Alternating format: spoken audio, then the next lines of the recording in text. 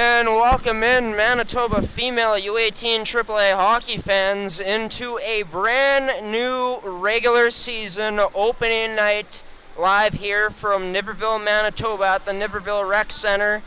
It will be the Eastman Selects opening up their title defense as defending MFHL champions, going up against a team from out west in the Westman Wildcats. I'm your play-by-play commentator and host for tonight's action, Graham, the G-Show Forsyth. You're watching this edition of MFHL Game Day on your new home for MFHL Game Day on gshow.productions.uscreen.io. Our sponsors this year, Terrico, Movement Fitness and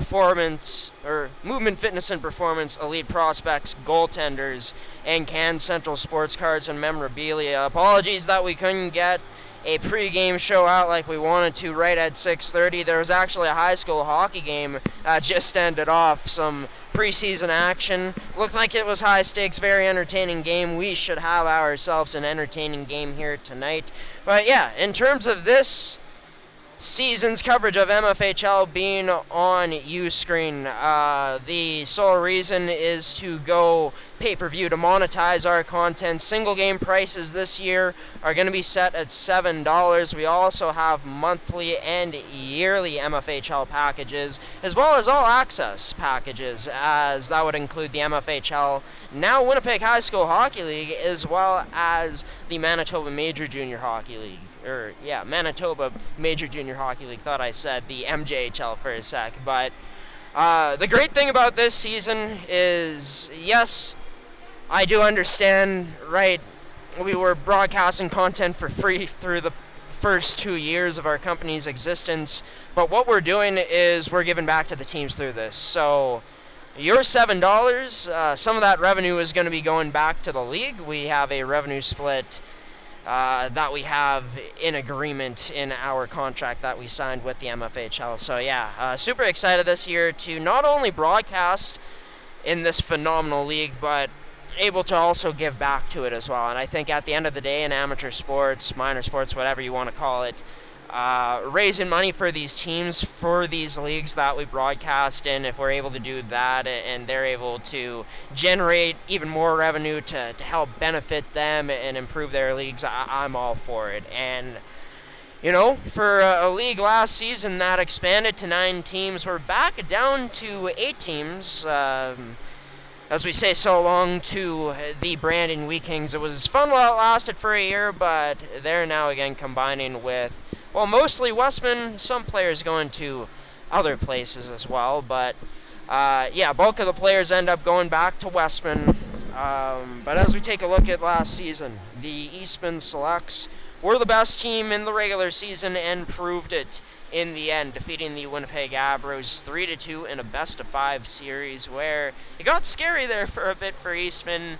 They almost ended up blowing the 2-0 lead they had in that series, but alas, the best team in Manitoba last season was able to come through. Couldn't quite come through in Saskatoon as they ended up being bested by the Saskatoon Stars, last season's Esso Cup silver medalists. So, yeah, although it was disappointing for Eastman, you take a look at the last 3 MFHL winners, they've all lost to medalists at the Esso Cup, well, eventual medalist, that is.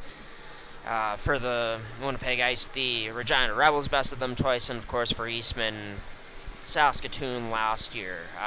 Eastman with hopes to, of course, get back to that spot where, of course, the West Regionals would be here in Manitoba this year as we flip back from Saskatchewan last year to Manitoba this year, and it all starts on opening night. How do you start to put it together? Well, as we preview these teams in this East versus West battle, the Eastman Selects from the eastern region of Manitoba, Westman from the western region of Manitoba. And as for Westman, an anomaly in 2024-2025, I think, for this squad. You know, finishing 7th place is not something I've ever seen, even looking back in the history books, really, for the Westman Wildcats. But taking into account that it was a very young team last season, nowhere near the amount of real necessary skill they've had in the past that was quite ready to compete at that highest level last year in U18 AAA. But it was a year of learning for this group, who also gets some new blood.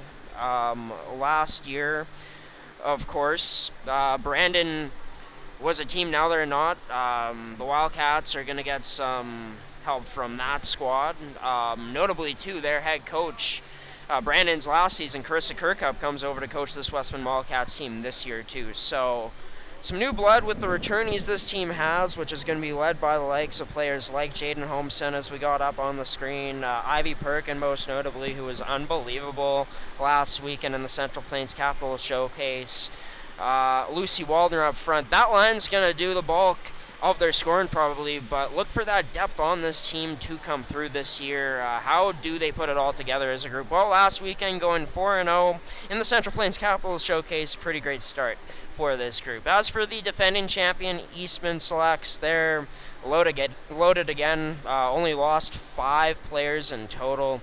And for this team, they got Addison Tomes coming back. She's into her grade 12 years, so she's a senior and third-year player this year. And Isabella Bossier as well. 2 very capable goaltenders. They got 5 returning on the back end. They only lost Alexi Remillard, but hey, they replaced her with Sophie Remillard. Up front is where they lost the most of their talent, but rookies last week in Emily Carrier, Sasha Lambert, they look just fine, as well as, they got returnees in Delaney Rigaud coming back this season, Isabella Carrier, Cheyenne Scott Cook, who's looking to be an effective 200-foot player once again, and they got Joelle Normando back.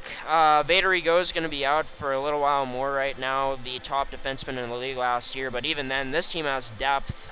They have dynasty potential, and what I mean by that is if you're able to go back-to-back or win 2 championships in the span of 3 years, which Eastman has a very good chance of doing so, this team is looking set on paper to do special things again this year potentially. And word around the league from behind the scenes is some people think this team is better. They had a change at head coach with Laird Leluc. He goes over to the U15 AAA program in Eastman, and coming back to the U18 program, who spent the last 3 seasons in the U15 AAA program, is going to be Trevor Hildebrand, this year's U18 AAA head coach for the Eastman Selects. Both teams are set to get on the ice right away here. We're going to get into the keys to the game quickly. I think for Eastman, it's a team that, not many weaknesses, but sometimes they start off slow. I think get into the game early. If you're able to contain Westman's top line, which does the bulk of the scoring, force players not named Perkin, Waldner, and Holmson to do the scoring, and try to beat you.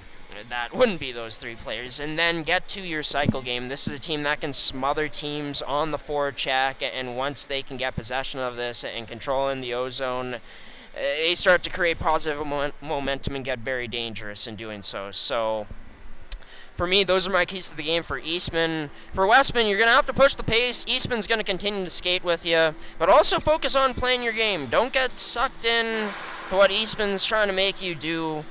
Stick to your game. This is a fast Westman team with a lot of skill. And just get ready to adjust. Carissa Kirkup, one of the best coaches in the league in doing so, and expect for her to be able to be pretty effective in doing so again this season, especially with even more top-end talent on this team. Going to be fun to take a look at how this Eastman Selects team looks tonight, as well as a newly formed group of Westman Wildcats this year with the returnees. They have puck drop coming up next. See if we got a banner or anything that's going to be announced before the game, since this is the home opener for the defending champion Eastman Selects. This is MFHL Game Day on your home for MFHL Hockey on gshowproductions.uscreen.io. Brought to you by Elite Prospects, Terrico, Goaltenders, Can Central Sports Cards and Memorabilia, and Movement Fitness and Performance. Enjoy the game, everybody.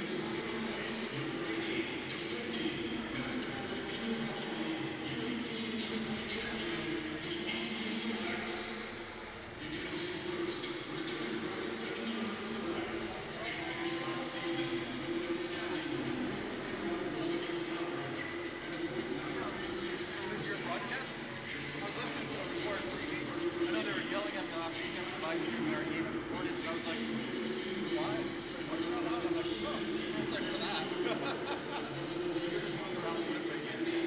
Yeah, I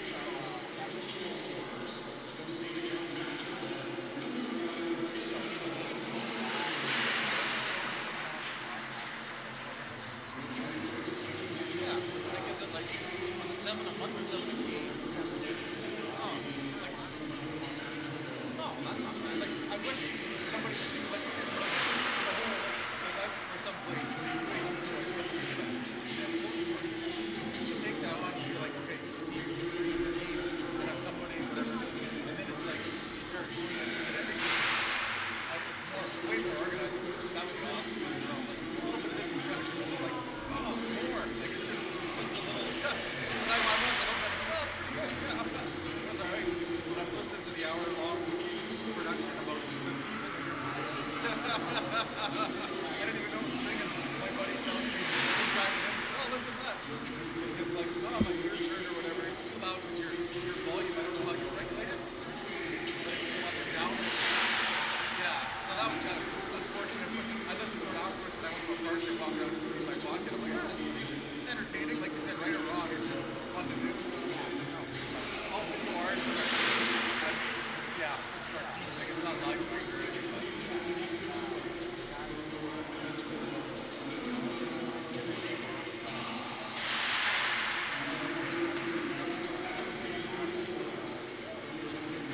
it streamed? I didn't even look. Is it the games through the YouTube or are they through? So that's an interesting thing for parents trying to watch at home. They're trying to watch through their like Apple Watch on their TVs, and it's just. I know it's a whole tech thing to get figured out, but like if you go through that, someone could be grilling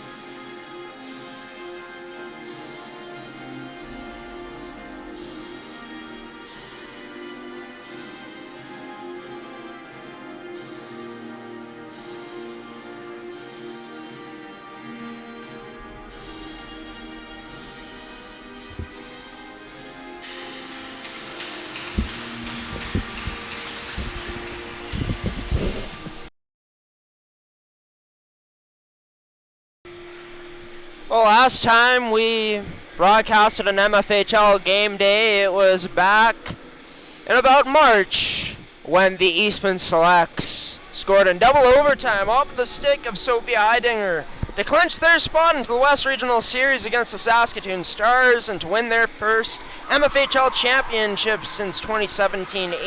It was their second in program history. They start off on home ice tonight. Addison Tomes is their starter for the Westman Wildcats. As mentioned, an anomaly last season, finishing 7th place, usually historically a top 4 team. They're a former MFHL champion. What does this season bring? Well, we're about to find out. The puck is dropped and we're off here for what should be another fantastic season of MFHL hockey. Is this a puck off of Carrier and out? Eastman starting off with 2 rookies and a returnee to this year's team to start things off in Caitlin Schroeder on the wings of her Lambert and Carrier, 2 rookies. That a huge block by Lucy Waldner. Holmsen springs it up to her. Waldner able to bring this in down the line up to Shearer. Shearer sends this in deep. Is Shearer to Perkin. Perkin tied up along the boards there by an Eastman Select player. Lambert now pushes this ahead into the skates of Schroeder. Schroeder sends this in deep, given chase along with Lambert. Quick play by man up the wall for Waldner. Shields this puck, almost taken away by Lambert. This man has it back, tries to get it to Shearer, eventually does a Shearer up to Holmsen. Holmsen takes this in her skates, block pass out. As Holmsen gets this back. Scott Cook tries to get it right back, but can't make it past the skates of Perkin. Near side, this sent all the way back in to the Westman end. As the Selects get it back into the slot, but Stone denies the shot there from Scott Cook. As we got our first stoppage, or I guess our second stoppage in the play. Just over a minute gone in this game. And Eastman so dangerous on the attack. Always seems like they're able to get numbers anywhere on the ice. As this draw one back, it's blocked up. Scott Cook was tied up in the face-off circle with Liver. Liver gets it back. Hooking coming up as Liver was hooked. And that'll be a number 13 in Kennedy Carrier. As we leave our first period power play sponsor on, our special team sponsor in Can Central Sports Cards and Memorabilia. 2 minutes for hooking. It puts Westman onto the first power play of their season. It'll be Perkin, Waldner, Holmsen. Up front as the forwards. Perkin wins this back.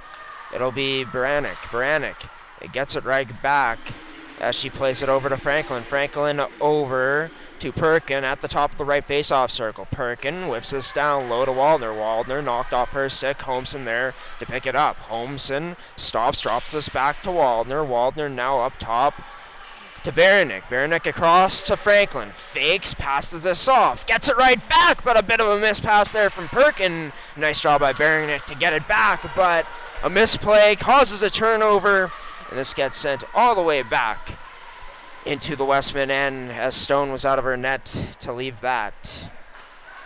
Baranek up to Perkin. Perkin, it gets past Rigo. Perkin towards the net on the back end, trying to look for a wraparound potentially, but nothing there for Ivy. Ivy still with it, gets caught up there at the top of the left face-off circle with Delaney Rigo. This is taken away by the Eastman Selects. Perkin, great effort from 15 on the forecheck, but this eventually sent out. 52 seconds remain in the girl advantage. Rigo trying to strip a Westman player of the puck there, but unable to. Waldner makes it back into the Eastman zone, sends this in deep. Given chase, Ubernick forces a turnover up the wall. This over to number 11 in Payne Smith. This played to Baranek, to Smith again as that shot turned aside. Sorry, that was Rachel Liver who took the shot.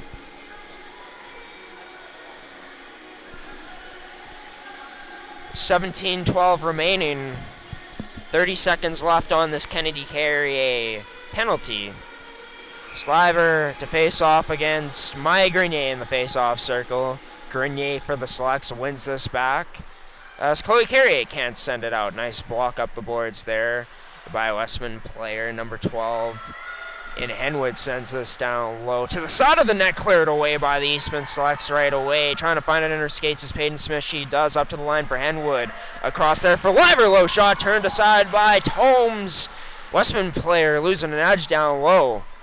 There's 4 seconds left on the power play. Maybe one more chance here. Ivy Fry right back. An Eastman player changing, and Schroeder almost strips Liver of that puck. As we're back to even strength. As Eastman, first successful penalty kill of the season. Isabella Carrier loses this puck. Forgot it behind her. It's allowed for Beavis to get it and send this down low near side into the Westman end.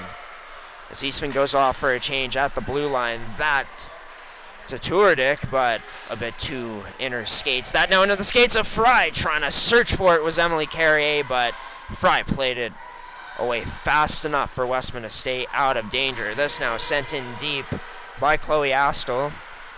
Astle, one of the top point getters. We'll confirm this coming up at intermission or throughout this game, but might have been the top point getter on Westman's U15 program last season.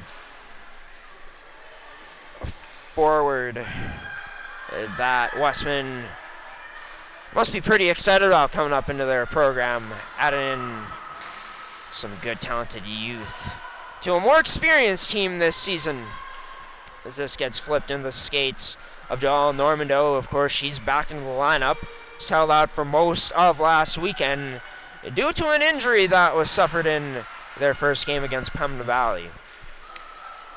As this behind the net in the Eastman zone. Normando spins, fires this to Chloe Carrier. Out of Carrier's reach, but she catches up to it anyways. Got it up to Scott Cook. She turned it over right away. Delayed offside on the play here. It's Chloe Carrier back to Normando. Up in the neutral ice to Lambert. Lambert fans on that dumping attempt. Allows for Westman to get it right back. As Snyder rims this around. Out of reach for a teammate, and Fry gets back down low, far side in the Westman end. Spin around the pass from Scott Cook. That couldn't get through to its target in the slot, which would have been Grenier. Westman player takes a fall. No call on the play. So that was Smith who went down. This played up to Holmson. Had Smith with her, but Smith covered and disrupted there. Trying to receive that pass at neutral ice. Is down low. A Kennedy Carrier off the boards into the slot, but a total misfire from Isabella Carrier. You don't see that often. It's her teammate Summer Ray battling in the far side in the Westman end down low. This into Westman's possession. They play it up the glass, trying to get it out, but Hawes so good at clogging that wall. Does so there. Not good enough that time, though, is Westman able to play it out. Robinson, not Holmes, no, just kidding, it's Hawes on a hard back check, able to take that away. Turnover force, Astle trying to weave her way through the traffic, but unable to. The Eastman end is there off. Delaney Rigaud dumps this in deep. Her teammate's going to be joining her in a moment as Schroeder out along with Emily Carrier. Delaney Rigaud still needing to change, but decides to stay out there, remaining in the fight. Looks like she'll head back now. It's onto the stick of Shear. Quick pass out of the Westman zone.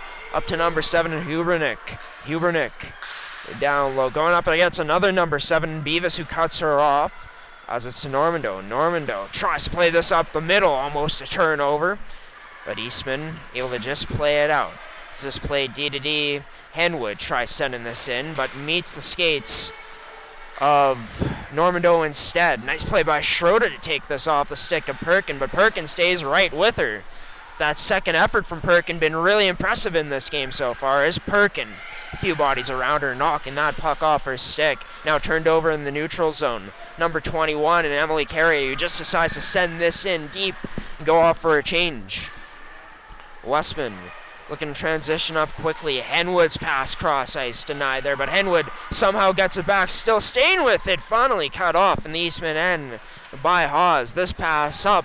An error here for the Selects. This will be an icing? Yes, it will be, with 12:25 remaining. in this first period of action on your home for MFHL hockey. The MFHL's opening week, or weekend of action. Of course, there's been other games, or I guess one game that's been played today in the league. It's close to finishing now. That we'll update you on in the intermission as this loose puck in front gets to beyond the goal line in the Eastman zone. It gets there again. As Rachel Liver to Baranek, ends up to Robertson. Robertson sends that wide of the net as Westman, their forecheck coming alive a bit. Eastman able to beat it as Lambert, that off the stick of Grenier. Is Grenier out there. Along with Lambert and Schroeder, the three do change. As Eastman getting fresh legs out. It's back into the Eastman end. To Kennedy Carrier. So it's cross ice. Oh, Reese Beavis to Chloe Carrier. That might be Sophie Remillard, actually. And it is. This. Glove down by Tuerdick and sent right down low. Far side in the Eastman end. Sophie Remillard played herself into a corner, quite literally there. Able to get out of it. Had good support. As her teammates look to break out. Scott Cook disrupted middle of the Eastman zone. This finally does get out. And back near the red line. Scott Cook. She'll look to go for a skate with power making her way through two Westman players, but it's sent all the way back down as Scott Cook couldn't hold on to it. That's to Emily Carrier trying to weave through Perkin, unable to. Perkin able to just slide this up to Henwood. Henwood in that glove save made by Tomes, covering it up. 10:46 remaining in this first period. The first period that's been brought to you by Can Central Sports Cards and Memorabilia. Thank you so much for tuning into this one if you are here tonight, MFHL fans. What's been scoreless, but first period with some entertainment, some good chances. Is this another takeaway near the Eastman blue line? Holmson tried dropping that back for Perkin, was unable to. Perkin, again, about three Eastman players around her at all times so far in this game, just able to get it into the Eastman zone. As this played up to Emily Carrier, tries to whip that across, but out of range for Schroeder. It's to Waldner. Waldner surveying her options, didn't like anything up front, so just decides to drop this back. It'll be the candidate's man, Delaney Rigaud, forced a turnover in the corner. Westman looks like they'll be able to get out successfully. Near side, that thrown towards center, but off the mark for Shearer. And we got a too many girl call coming up here. A bench minor for delay of game, and this time around, it'll be Westman who will be into the penalty box, meaning that Eastman goes to the power play. Now, there's no real concrete stats from last year anymore on the MFHL website. It's quite disappointing. Hopefully they'll be updated at some point, I'm not too sure. But Eastman had most power play goals last year. That is something I remember, and it's because of plays like this, able to get to the slot. But that time, it's Stone who's up to the task to 9 Summer Rae. Another one of the 5 newcomers to this Eastman Selects team is Rae, a forward. We'll get past her and get past Normando as well. It's just sent all the way down into the Eastman end. Near side. So it's played up to Normando, and Normando is going to skate with it. Along the wall, Normando. Finally cut off there by Perkin as a good back check by number 15. Rimmed around the wall. Tuerdick unable to get that out far side near the Westman bench as she goes to battle. Drop back, Rae just got that to Isabel Carrier, and Carrier somehow holds that in, went off her body, and this gets to Delaney Rigaud. A bit of puck luck for this Eastman Selects team. As Rigaud plays this back to the line to Beavis. Beavis sees everything covered, just decides to fire this down to Delaney Rigaud. She's cut off by, I believe, Franklin. This is played up now, held in at the line by Eastman. To Carrier, that shot blocked by Franklin. Still not out for Westman. That tipped just wide of the net as Ivy Fry tries to send this to Ivy. Perkin as Perkin just sends this out. She wears the C for this year's Westman Wildcats squad. Eastman and again into the Westman zone on the near side. Grenier wires this down low. Grenier battling with Fry. Wins the battle for this puck. Plays it up to Chloe Carey. Cross ice feed to a wide open. Oh, center of the net scores! Scott Cook was there. Received that pass from Blake Hawes. Great vision from number 12 to give Eastman their first goal of the regular season here in 2025, as well as the first goal in this game. Goal brought to you by Can Central Sports Cards and Memorabilia. We've talked about the Eastman Selects, well, I've talked about them quite a bit in terms of how they got levels to their forecheck that seem to be stronger than anyone else in the league. Well, that on display once again. It's held at the line. Clear not good enough from the Westman captain and Perkin. Westman caught up on that side of the ice, the near side. Carey exposes that, feeds it to Blake Hawes. Everyone scrambling for Westman and not covering the side of the net where Scott Cook parked herself right there. Puts her selects on top on that goal brought to you by Can Central Sports Cards and Memorabilia. 7:50, the defending champs on top. Westman looking to answer here late. Able to get past as Waldner has Robertson with her. Tried firing it to Robertson, but that not going to go for 16. Sent back down low. Perkin spinorama to protect it down low. Beautiful play by 15. Perkin there. Surpass a bit off the mark for Waldner. Waldner goes to battle Homesen joining in the attack now as Waldner continues to fight down low. Jane Homesen pokes that free. Waldner with 2 selects on her. Gets this back to Homesen, who battles with Beavis along the line. Down to help Waldner trying to cut that off, but Beavis gets it past her. Lambert, her pass cut off. Perkin somehow almost flips it to Waldner.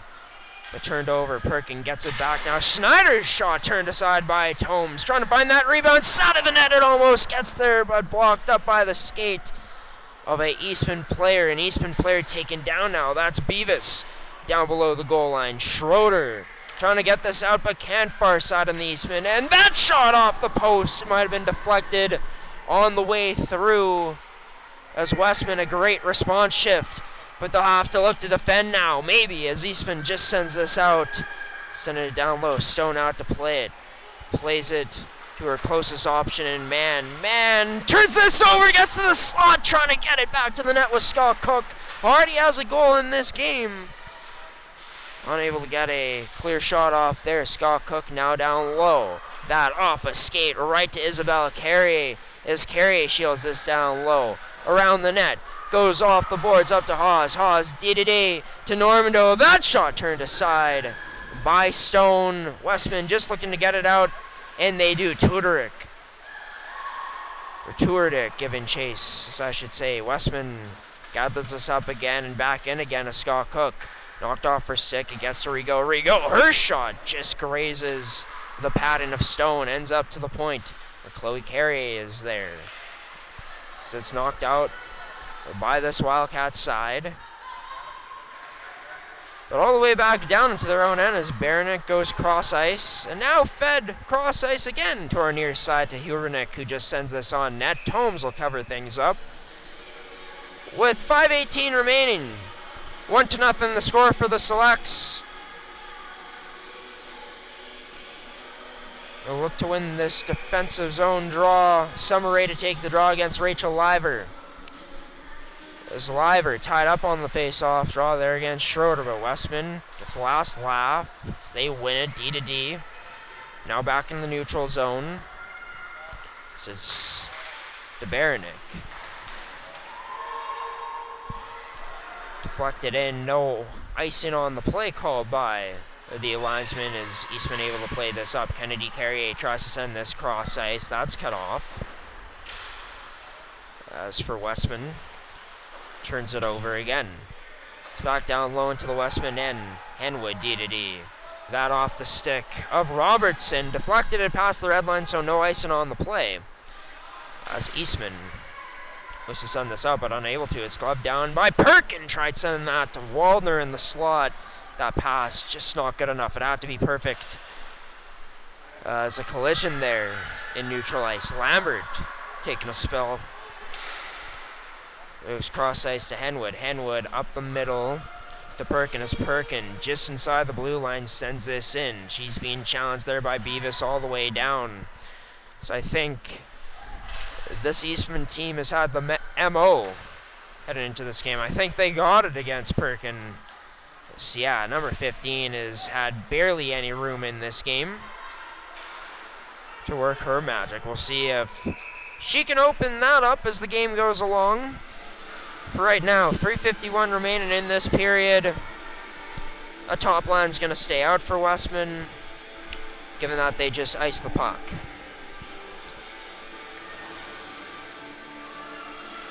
.351 remaining. The draw inside the Westman zone. Won by Scott Cook. At the line. Beavis can't get that through. Is blocked up. Westman's attempt. Unsuccessful at first, but it does get out. Hand pass call on the play.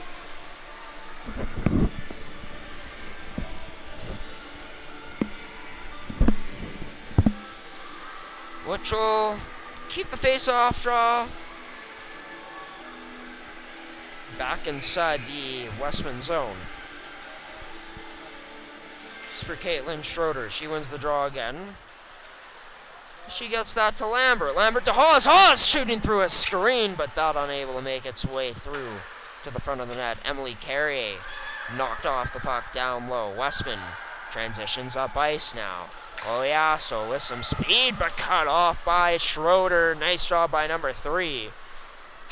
Playing her angles right there on the rush defense. Nice catch there by Emily Carey. Surprised they didn't call that a hand pass. I guess she did it legally. To Schroeder, high slot. That shot misses the net. So wide of it went. As it gets down to Emily Carey. Carey, strong backhand move, pulling that to that backhand in the front of the net, but gets denied by Stone in tight. Number 35's had to make some key saves here this period. Even though she's given up one, I'd say pretty good period so far for number 35. As Delaney Go looking to take advantage of a potential bad change here for Westman. That shot wide of the net. Trying to be too fine on it maybe. Looking to pick that top right corner. With 2:28 remaining in this period, we get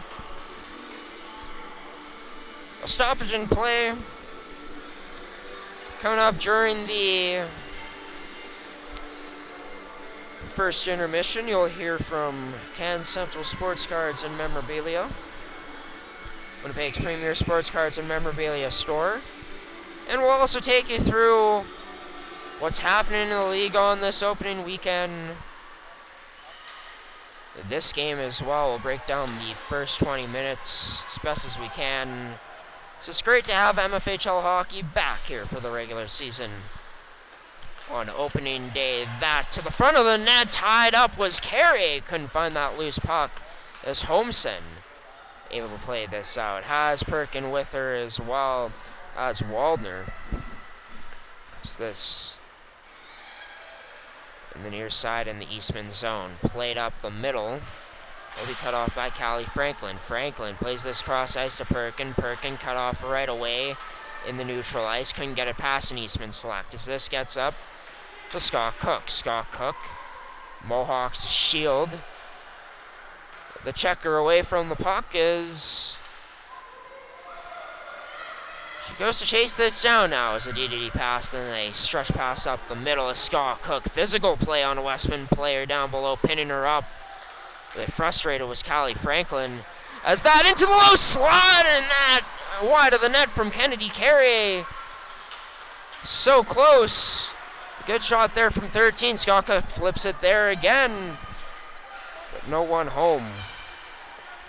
So it was Robertson instead who was able to get the puck. So we're down to the last one to play in this first period of action. Kennedy Carrier tries to flip it up the near side wall in the neutral zone. Back in the Eastman zone instead. It's far side now. Now into the Westman end, just as it's across to Rachel Liver. Shearer gets to this puck, cut off by Normando. So it's down low in the Eastman end again. They go D to D, looking to take this 1-goal lead into the first intermission. Westman may have something to say about it as that pass, low slot. Unable to get there, blocked up into Eastman player's skate. There's Lambert just before the blue line. Sends this in deep. Giving chase on Hayden Arkle. Also joined her, not Hayden Arkle, sorry, number 12 in Henwood. Off a select skate, unable to make it to the net there. Shearer and Henwood were in the lanes, and with that, we go to our first intermission with shots 5-5 and score 1-0 in favor of the defending champion Eastman Selects. It was Shan Scott Cook who puts home a beautiful feed from number 12 in Blake Haas. On that power play for the Eastman Selects, their only one of the game so far, which was brought to you by Can Central Sports Cards and Memorabilia. Same with who's been our first period sponsor all along. We'll be back soon here on our opening broadcast here on opening day / opening night of the 2025-2026 MFHL regular season on your home for MFHL hockey in 2025-2026 on G-Show Productions on gshow.ca.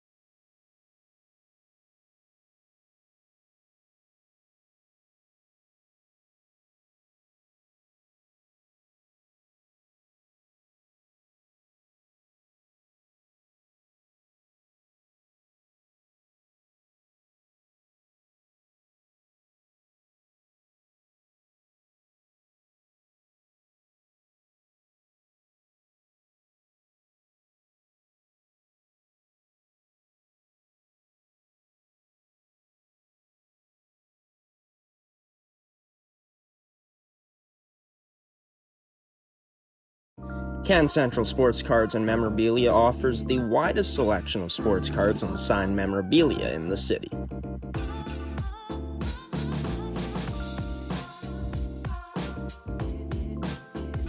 For dedicated casual and new collectors, Can Central Sports Cards and Memorabilia has everything a collector could ask for.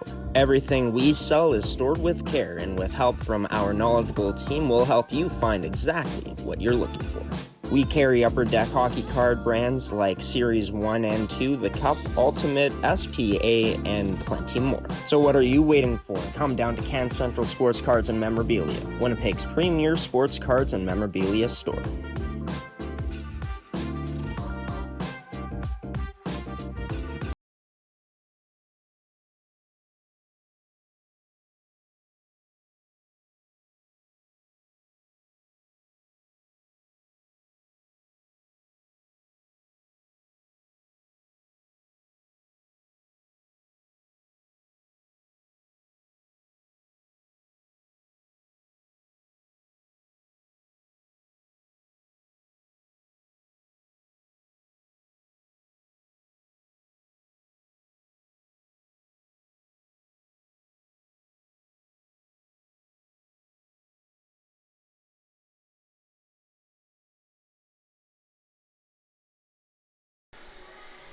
And welcome back, Manitoba Female U18 AAA Hockey League fans, into,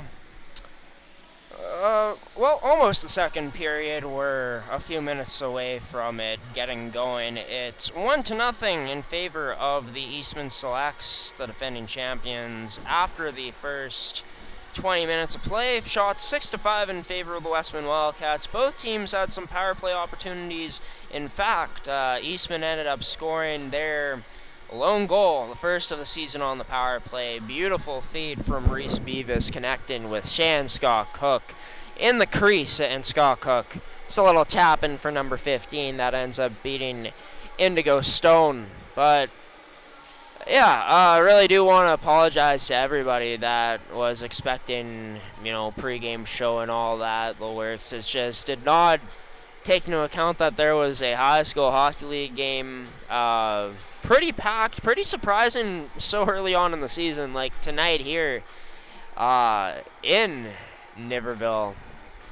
Like, it's nowhere near as packed as it's going to be here in this season as we get rolling along. But I think, given that a high school game being played on the weekend, no matter what time of the year it is, you're usually going to have bigger crowds, given that most of the games in that league, all of the games usually played on weekdays. So, great chance for parents to be able to see their kids in action in that league. And also, I believe they're still finalizing their teams, some of these teams in the Winnipeg High School Hockey League. So,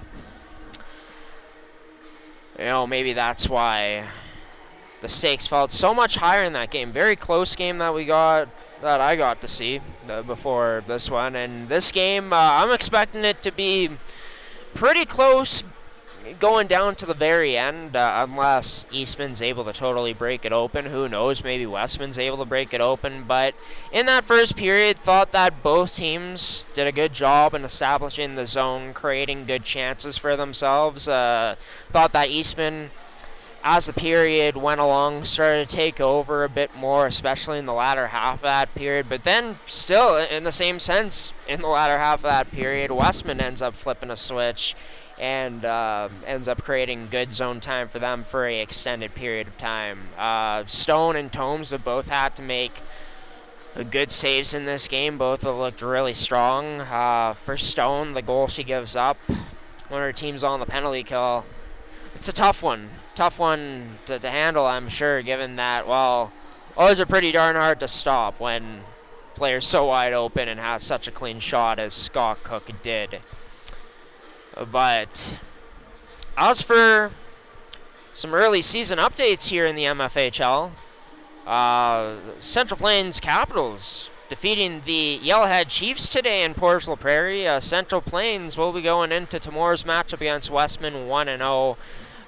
Great for them to be able to pull away with the win. Ended up having to do it in a shootout. Not true, ended up scoring the shootout winner, but Presley Hodson and Emma Pollock Two returnees for Yellowhead scoring their goals. Zoe Shantz and Ava Mearley scoring the goals for Central Plains. And of course, that one, not sure who the shootout winner was, but there's one more game that's left to start tonight, and that's 8 p.m. in Stonewall at the Veterans Memorial Complex, as it'll be the Winnipeg Avros taking on the Interlake Lightning. Tomorrow there's only going to be 2 games on the schedule. Interlake's going to be at home to take on the Yellowhead Chiefs, and Central Plains will be at home to take on the Westman Wildcats. As for that game, Westman and Central Plains, we're going to have it for you at 2:45 p.m. will actually be the puck drop for that matchup. I thought it was 2 p.m. on the nose. Oh, God, I'm seeing this now. So we got some edits to do on our social media page as we released our calendar of our opening day, or opening weekend schedule, I guess opening week schedule. And yeah, we're going to end off our week 1 coverage with the lone game on Tuesday night. The Winnipeg Avros taking on the Winnipeg Ice. Should be a dandy, as you know, people like to say. I feel like a great announcer said that too, but can't put my finger on who that is that uses the term dandy quite often, but maybe that'll be my thing here in 2025-2026. As for both of these teams coming in with very different 2025 or 2024-2025 seasons. For the Eastman Selects, first place for the first time in their program's history, ended up finishing off with the championship. A group that only lost 5 players and has a loaded squad once again. As for the Westman Wildcats, a team that was in the finals the year before and had made the finals 3 years straight. Westman ended up finishing 7th last season, near the bottom of the league in almost every major statistic. They had some bright spots on last year's team, but a very young, inexperienced Westman Wildcats group that, of course, has a new bench boss this season in Carissa Kirkup, bringing over her staff from the Brandon Wheat Kings, with Brandon, of course, no longer being in the league this season. As we still wait for Westman to get onto the ice, Eastman awaits their opponent. Addison Tomes is in her goal crease.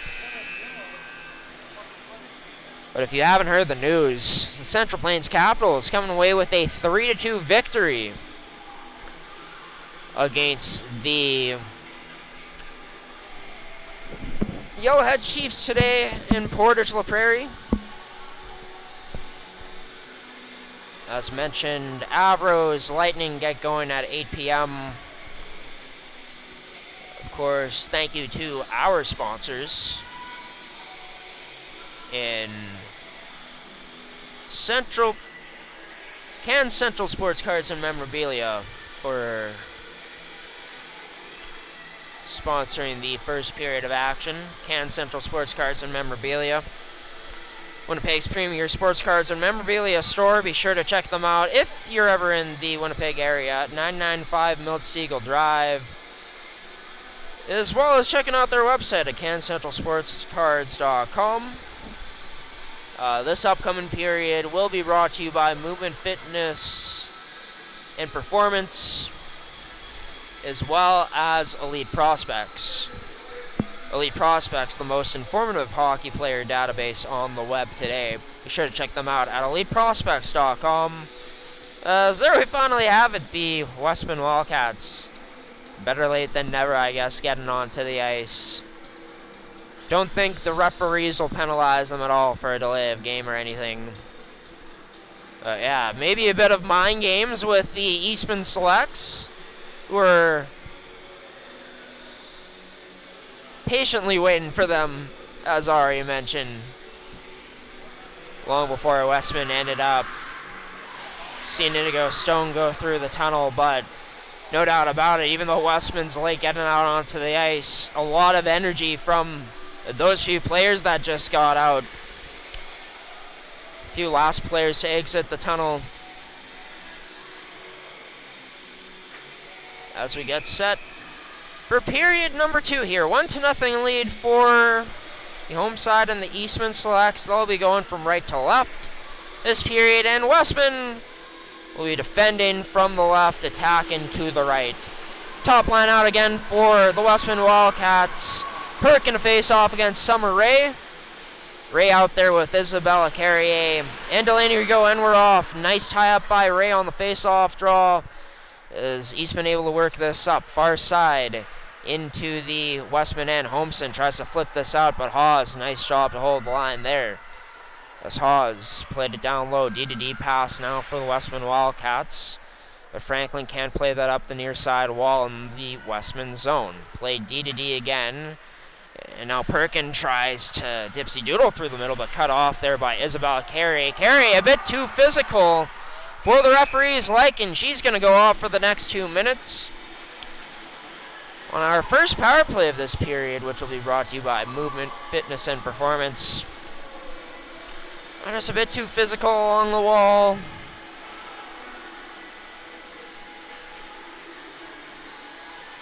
Laid the body into, not sure who the player was for Westman, but referee right there, easy call for them to make, especially in a non-body contact league, technically. Even though it does get quite physical sometimes. Snyder's shot turned aside by Tomes. This is our Movement, Fitness, and Performance power play. For Movement, Fitness, and Performance, they're going 5 years strong. An independent local Winnipeg gym. Sure to check them out at 1111 Winnipeg Avenue, building number 3, if you're ever in the capital of the province. As Westman sends this cross ice, but not going to connect at the point, as the intended target was Henwood. A bit of miscommunication there at the line as Eastman takes this away and sends it all the way down deep into the Wildcats' end. Allows them to go off for a change, get fresh legs out. Westman still trying to figure things out on this power play. 1:15 remaining. As Henwood unable to keep this in, cleared out again by the Eastman Selects. Stone out of her own net, leaves this up for Henwood. Henwood with some time, but gotta hurry here, as under a minute now remaining in the Westman power play. Eastman just content with sending it down, and why wouldn't you be? Been an excellent kill for them so far, really bottling up the neutral zone. Anything in their own end, but maybe a chance here for Perkin, looking to create some magic. Perkin, what a move, but a better save by Tomes, as bodies go crashing into the net. Eastman able to send it out, and almost a game-breaking type of goal there by Perkin, who's back on the puck. Perkin, she'll cut to the inside on Schroeder, dishes this out to number 18 in Baranek. Baranek shielding the puck, but knocked off her bounce down low. Threw a punch on Sophie Remillard, too. Didn't quite like the physical play, as Eastman, aside from the Perkin chance where Tomes able to bail out her team, a masterclass in penalty killing there, as we're back to even strength. Chance maybe squandered by Westman, maybe they get it back here. Waldner trying to find it to Holmson. No, Waldner took that shot, denied by Tomes. As the dangerous trio for this Westman Wildcat squad, almost striking after we get back to even strength. Got to be careful not to leave Kennedy Carey all alone. Catching up to her, Cadence Mann, as Mann chasing down this puck, gets to it first. A late penalty coming up here to Westman, though. There's a bit too much stick action there. A trip coming up to Chloe Estelle. It'll put the Eastman Selects onto the Elite Prospects power play. Elite Prospects, your most informative hockey player database on the web today. A Westman parent beside me doing some filming for their team. Said that 2 minutes for back checking. Well, yeah, called that. It maybe could have been let go, but got to play on. And for Westman, they'll look for a similar kill compared to what they just saw against them from Eastman. Eastman with different plans here. Hawes to Scott Cook. Try getting that up to Beavis quickly, but a bit too hot to handle there for this Eastman Selects team. It's worked back to Scott Cook. Beavis holding the line. Tries to play it down to Scott Cook at the hash marks. Near side, down low to Kennedy Carrier. This gets sent to Beavis. Beavis right back down to Scott Cook. Scott Cook saucers this into the skates of Grenier. Settles this down, back down to Scott Cook. Trying to shield this Scott Cook. Loses an edge. No call on the play. Someone in the crowd calling for one. That pass backdoor almost connects. Reese Beavis just off the target. Trying to find Scott Cook. Would have been a deja vu. Scott Cook was in a similar position in period 1 on the power play and put home the opener to get to this 1-goal lead. It's controlled along the near side, now to Normando far side. Normando to Grenier, to the slot for Summer Ray, but that pass hard to handle, and man was all over Ray. Down low, it's up to Normando. Normando up top to Carrier with under 30 seconds remaining in this power play. Isabella Carrier can't get that shot through. It's blocked. It's sent all the way down to the Eastman end. Holmes way out of her net to play it and stretches this up. Sneaky play by number 34, but number 8, it can't connect on the pass. As Carrier tried to connect, I believe either Ray or Delaney Rigaud. As for Westman, not as dominant of a kill as Eastman, but still a kill at the very least, where they allowed no shots from the Eastman Selects. But Eastman still in the Westman end. This over to Haas. Haas, cross ice D to D to Remillard. Remillard's shot turned aside by Stone.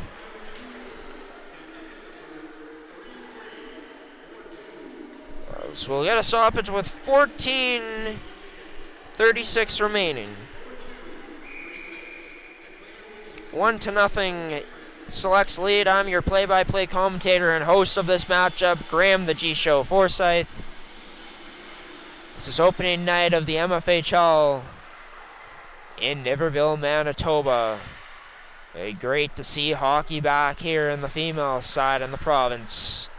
As this gets past Hawes, Remillard hustling back, has Perkin, Jason who's going to get to it first. Remillard just does, but nice turnover forced by Perkin. Holmson also down low with her. Holmson somehow finds that pass from Perkin, but denied by Tomes. Remillard, she'll play this up. It gets to Grenier. Grenier has Scott Cook with her. Grenier holds on to it, gets it to Scott Cook. Oh, what a defensive play. Great stick to eliminate that shot. Callie Franklin on Scott Cook. Now it's to Perkin. Shielding this past the red line, sends this in deep. As the top line for Westman changes. Grenier comes back into her own end after that rim around didn't get far enough to her. Side of the net. This gets played D to D. It'll be to Reese Beavis. As Beavis skating with it. We'll cut to the middle. Just before the red line, sends this cross ice to Kennedy Carrier, who tips this down low. Now Eastman gets off for a change. It'll be to Man. Man sends this up the wall to Hubernick, right back as she gets this to a wide open Shearer. Shearer up to Hubernick. As Hubernick, Nicola Estella. Estella trying to get past Schroeder, but cut off. This allows for Emily Carrier to pick up the puck. With some speed through the neutral zone. Carrier cuts in, tries to, but shut down by Ivy Fry. It's Fry. Tries to get to it first against Schroeder. Schroeder pins her up for a moment along the boards. So it's held in by the Selects. Is that a nice block by Rachel Ivor? Getting in the shot lane there from Chloe Carrier. Rimmed around, Carrier activated into the zone, trying to get to this first, but it'll be Westman who whacks it up the near wall, near side, as Eastman tries to break in once again. Off the boards, this sent in by Liver, given chase is Robertson. Robertson has her stick sticked away in the corner by Normando. Good support from Liver, able to get this up to Fry near side in the Eastman end. But Summer Ray takes it away as Ray looks to shield this on the backhand. Ray off the board, sends this down low, in deep into the Westman end. Nice job by number 22, hustling on the forecheck, but Henwood able to best her on it. That shot from Carrier wide of the net. Held in at the point by Sophie Remillard. Into the corner where Summer Ray battles with Liver. Isabella Carrier trying to come in and help for support. She does just that. Even better, gets the puck back. That pass to the slot. Unable to connect with Delaney Rigaud. It's sent all the way back down to the Eastman end. But another line change from Westman that could be costly this time. No, Eastman can't take advantage of it. Offside instead. We'll bring a stoppage to the play. With 11:36 remaining in this period. It's been a scoreless period so far as Eastman took a 1-0 lead heading into it.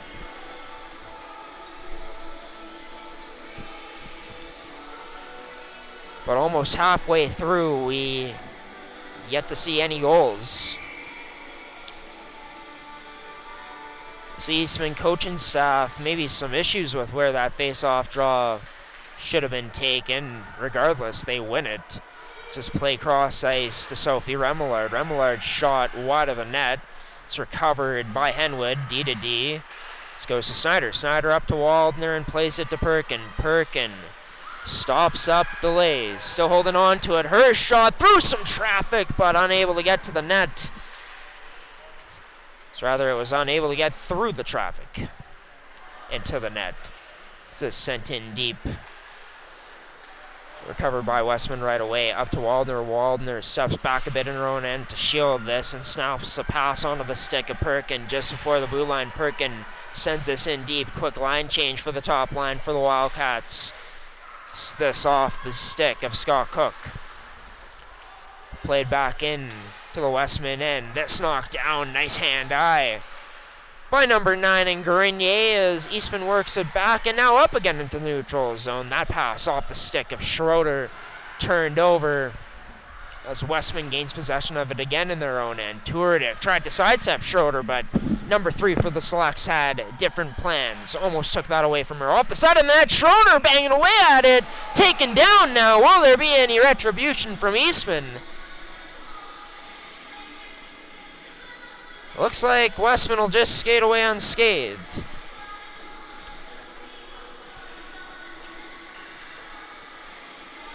We'll get a offensive zone face-off draw for Eastman, defensive zone for Westman.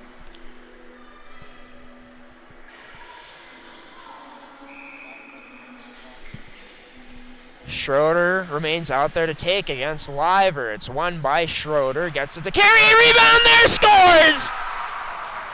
Oh, it's Emily Carey in front. Putting home the trash. A rebound that Wildcats goaltender Indigo Stone couldn't control. Westman couldn't clear it away, and like banshees in front of the net, this Eastman Selects team all over the puck. Nice job by Carey, a little skill move to pull it to the backhand and wires it home. And speaking of, she has the puck on her stick but knocked off right away after the face-off draw. That goal brought to you by Elite Prospects. It's a 2-0 lead for this Eastman Selects side. What does Westman have for a response in this game? For the most part, they've matched the pace so far, but slowly but surely, it's the Selects taking over. That pass to the slot, picked up by Carrier. Chloe with the shot that time. She stepped up from the point. Try to wire that on net. Chloe Carrier. It passes to Lambert, finds it in her skates, kicks it up to her forehand. Lambert can't let that go. Her stick disrupted by a Wildcat. Peyton Smith flips this off the boards all the way out. It'll be recovered by Sophie Remillard. Remillard up to Carey. That nice play ahead to Rigaud. What a move, Rigaud! Denied by the right pad of Stone. A little inside-outside from last year's Selects leading goal scorer. As new life from the Selects team right now. How do they capitalize on this momentum they're generating? Well, the side of the net, Delaney Rigaud's denied by Stone. She's getting busy in this one. Shots are now 12-8 in favor of the Selects. That number was at 5 to start off this period, and shots have been piling up more and more as of late. The draw just won by the Selects, but nice play by Westman. Knocked that out. That was Henwood. Passed up to Waldner. Waldner over to Perkin. Perkin drags, tries firing this through. Beavis trying to look for maybe a rebound off the backboards was Henwood, but unable to find anything. Perkin tries feeding that to Waldner in the slot, but nothing doing. This is blocked up. Perkin tries to play it up to Henwood. Battling down low is Perkin with Remillard. She gets free. Perkin surveying her options. She protects on the outside. Tries to whip it down. Cut off. There's going to be a delayed penalty coming to Westman. With 8:12 remaining in the period. It'll be Jaden Holmson heading to the box. To bring on a movement, fitness, and performance power play for the Eastman Selects. Just a team that just has upped the ante in their game. Westman's top line. We're the ones out there. One of their top liners, and Holmson is in the box, but I feel like right now, Sides killing off this penalty and keeping this at 2-0, but that top line for them is going to need to step up and find a way to score a goal. Someone needs to find a way to score a goal to get their energy back up. Eastman with a lot of energy right now and back on the girl advantage. Rigaud up to Chloe Carey. To Carey, that's Isabella who sent it to Ray in the slot. This is sent out by the Westman Wildcats all the way back into the Eastman end for Chloe Carey. She'll skate with this puck down the left side, drops it for Isabella Carey, back down low to Chloe. Chloe tries finding Ray in the slot, but unable to. This bounces to Normando. Normando cross ice for Isabella Carey, who has that blocked up by Liver. Huge effort there from number 10. So this puck in the corner, now back up to the point again for Normando. Normando dishes this to the hash marks for Isabella Carey. Back up to Normando. Cross ice, that feed to Beavis. A shot as it gets denied on the way through. Westman still unable to clear. Eastman plays it to the slot as Isabella Carey tried to find Summer Ray, but unable to. Slot up along the far boards by Normando. Now sent across to Isabella Carey. Rebound there, digging away at it was Rigaud, but nothing doing for number 18. As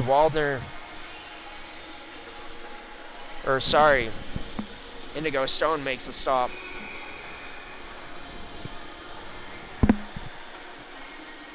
Shan Scott Cook, already with a power play goal in this game, makes her way out onto the ice to take the draw and ends up losing it to Perkin, but picked up right away in the corner by Grenier, who got it up to Sophie Remillard. Remillard back pass to Beavis. Beavis to a circling Grenier. Back up top to Beavis, surveying. She goes to a wide open Grenier, but hold the phone.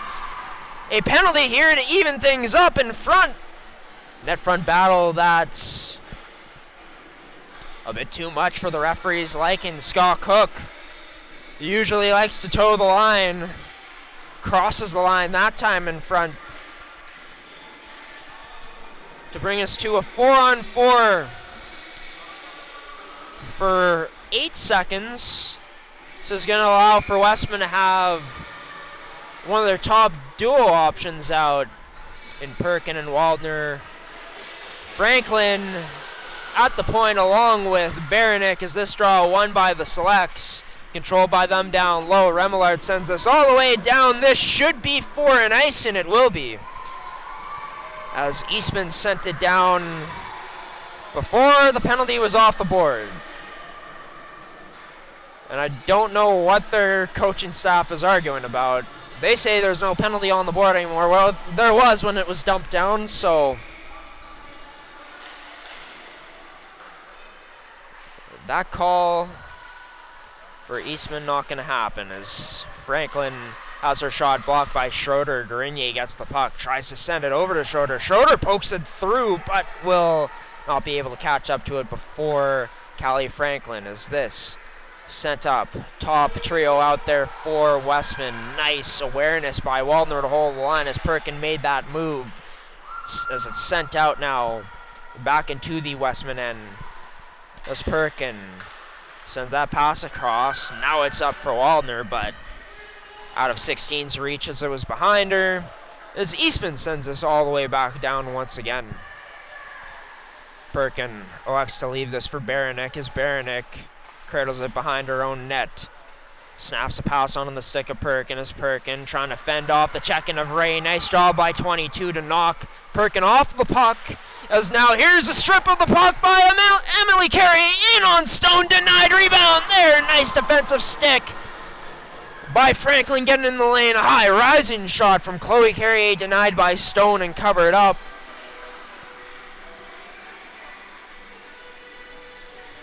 But one of the reasons why Eastman was so dominant last year is they're never going to let up on a puck pursuit or in a puck battle. And evident there moments ago, Summer Rae knocking the puck off of Perkin in the neutral zone. And then at the blue line, Emily Carrier with a good active stick, able to force a turnover. Her shot created a dangerous rebound that was cleared away by Westman, who has 29 seconds left on their power play now. Henwood goes around the net with speed for number 12 as she surveys her options. Loses the puck, almost gets it back.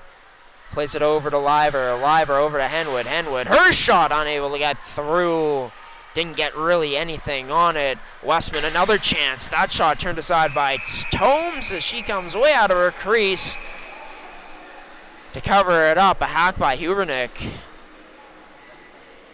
You gotta be careful. You don't want to go back to the penalty kill with something that could be avoided like that. But 6 seconds or 7 seconds remain on the Scott Cook penalty as Rachel Liver to take the draw. Sorry, that's Chloe Estelle actually who did. As Shearer, her shot turned aside by Tomes. As we're back to even strength as Emily Carrier feeds this up. Off the stick of Scott Cook, who's fresh out of the penalty box. Scott Cook protecting that, keeps that down low. She sends it to an area where Grenier could get it. Grenier banked it off the boards, but turned it over to Cadence Mann. As two selects battle down low. Grenier gets this puck back, saucers it up to Beavis. Beavis walks to the middle. Her shot turned aside. Rebound there. Stone denies it again, as Kennedy Carrier was the one with the rebound shot put on net. .343 remaining in this second period of action. Just seeing the Eastman Selects widen their lead to 2-0. We'll see if they can widen it to 3 here in the last 3 minutes and 36 seconds. This is behind the net. Perkin. Little kick pass over to Fry as Fry got that up to Waldner. Waldner ahead now for Jaden Holmsen. Holmsen through some body shoots that turned aside by Tome. Shot couldn't get there that time as Eastman got 6 in the lane. Allows for Normando to pick it up. Just past the red line, sends this in deep. As Fry denies her line just a bit there, knocked her off her line a bit. And forced for Normando to get back to her defensive position. Normando goes off for a change now. This is across to Ivy Fry. Fry up to Waldner. That pass to Perkin, a dangerous one, but Perkin able to get it out. Perkin puck back on her stick as she sent it in deep. Stones out of her own net to leave that for Chloe Carrier. Another bad line change for Westman, almost as if Eastman could capitalize on it. That stretch pass up wouldn't get there. Henwood lost an edge, no call on the play. Smith up, sent that pass off the skates of Liver. So Westman tries to play it up the near boards and out. Westman, nice job in holding the line. Here's where he goes, able to take away this puck. Intercepted it just near the blue line. She'll send it in deep. Rimmed it around for Chloe Carrier as Carrier trying to protect this along the boards. Loses the battle as Westman trying to get it out. Finally do. And they're going the other way. It's Liver trying to dipsy doodle their way through, but can't get to that loose puck in time. Plays it up to the point. It's to Snyder. Snyder up top. Liver. That shot off a body in front. That was some friendly fires that went off of Robertson. Emily Carey now sends this cross ice off the stick of Lambert and into her own bench. The minute 41 remaining. The Wildcats throughout this game have had chances on the rush. Not as much in the last little while here, but most recently, yes, as we just saw. As Liver trying to dipsy doodle her way towards the net. Ended up creating offensive zone time anyways. Beavis, her shot unable to get through. It's blocked up and sent into the corner. Schroeder tries to send that in down deep. She did, but it's cut off by Astle. This line held again by Beavis towards the net. Picked up by Mann in front as she protects it away from Indigo Stone's crease for the time being. This now along the wall as Schroeder goes to battle along with Emily Carrier, who tries to dangle past a few Wildcats now, but unable to. So we're into the final minutes of play. A bit of help from the linesman there, or head referee. One of the two head referees for Eastman, as they got a lucky bounce, allowed for them to get a shot on net.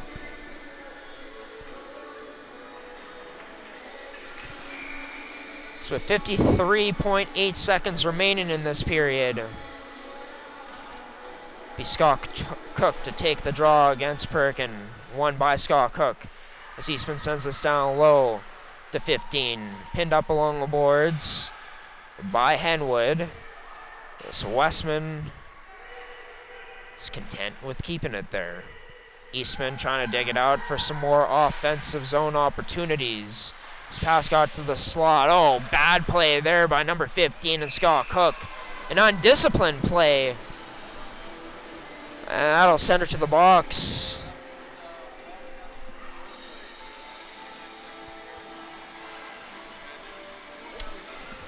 Two hands, the opposition. So penalty drawn here within the last 29 seconds of this period. So we put Elite Prospects on to the screen. We'll see what Westman can do with it. Maybe a late period goal. That could really go a long way in this one. It was sent right out by the Eastman Selects to Perkin. Perkin feeds it to a wide open Holmsen cross ice. Holmsen trying to fight through Eastman sticks, unable to, as 9 seconds remain. Clock ticking down. Perkin feeds that somehow to Holmsen. Holmsen trying to get it towards the net, but unable to, as there so often is an Eastman Selects body in the lane to block up that shot. And with that, we go to a 2-0 score. Heading into the final period of regulation here tonight. Do we see the Westman Wildcats push it to overtime perhaps? Well, they got a tall mountain to climb in this one. Look, the Eastman Selects just find ways to take over the game.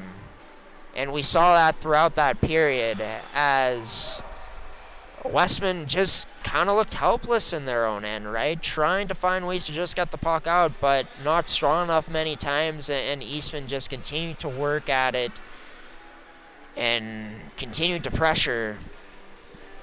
You know, ever since they scored their second goal of the game, which was that only goal they scored in the period, you just saw their game go to a next level, the pressure ramped up.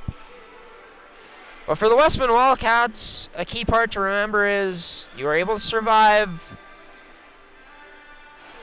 the threats, the onslaughts that were put on you. And you even had some great chances off the rush. Your best line is creating the best chances tonight, too. You're going to need them to be big time coming up this period, but you got to feel good, only down 2-0 to the Eastman Selects, heading into the final period of play, where this Westman Wildcats club is going to have 1 minute and 32 seconds remaining on the Shane Scott Cook penalty. 1 minute 32 on the power play remaining for them. This has been the second period, brought to you by Elite Prospects as well as Movement Fitness and Performance. So we continue to work out the kinks here on opening night. Bear with me, folks, as I absolutely hate when I stutter my words, but hey, I haven't announced for quite a while. I announced quite a bit last week, but still getting back in the swing of things. Thank you so much for joining us here and choosing G-Show Productions on gshowproductions.uscreen.io on your home for MFHL hockey here in 2025-2026. It's opening week here in 2025-2026. Here on opening night, it's the defending champs up 2-0 with 20 miles to go. Stick around. Coming up next is period number 3.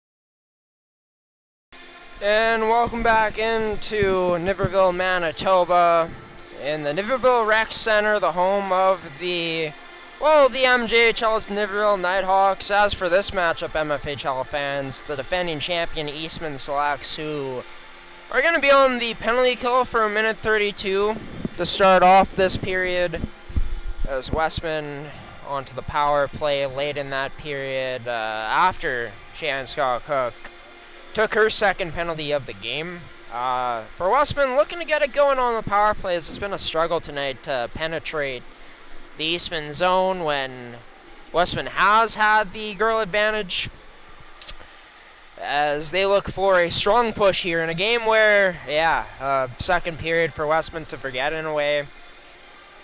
They, I guess, only gave up, trying to think back, I believe shots were about 7-5 after the first period of action, 18-11 now for the Eastman Selects. So a period where Westman kind of had it taken to them. How do you respond now? How do you push back? Their top line looking to be all over the score sheet in this upcoming period to give Westman the best chance of being able to maybe get this game to overtime. We'll see as it goes along. As we take a look back at our keys to the game.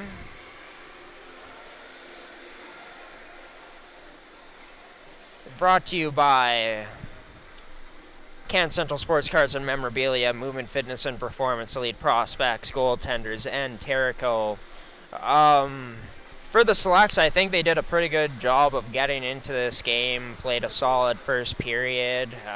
Containing Westman's top line, they've had, the most of Westman's most dangerous chances in this game, but for the most part, you could see that there's kind of a game plan that's gone into this one for this Eastman team. Trevor Hildebrand and his staff and his players have been executing pretty well in terms of just having a lot of players in the area of Ivy Perkin, trying to take away her space with 2 to 3 players that are kind of on her at all times, and that for the most part has worked out for the Eastman Selects. But Westman's top line, including Ivy Perkin herself, has been able to create some really good chances based off her skill set alone in this game. And then we've seen it firsthand here tonight.